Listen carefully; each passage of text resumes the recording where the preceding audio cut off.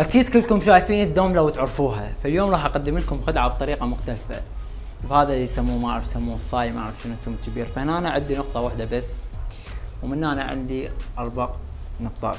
مجرد ما اطق اصبعي من هنا صار نقطتين، ومن هنا صار 6 نقاط. طيب شلون هاي الحركه صارت؟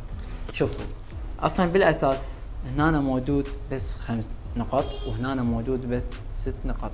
فاني اول شي راح اكون مغطى هاي ايدي واراويك ان هنا موجوده نقطه واحده، ومن ارجع هيك انا راح افرن ايدي اراويك موجوده بس 4 نقط.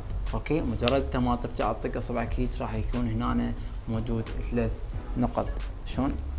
اي 3 نقط هني يطلعن واحدهن، انه مجرد ما تطق اصبعك هيك راح يصيرن 6 وهنا 3. وبس يعني هيك تقدر بالخيال يعني تتخيل هاي 8 منين جن.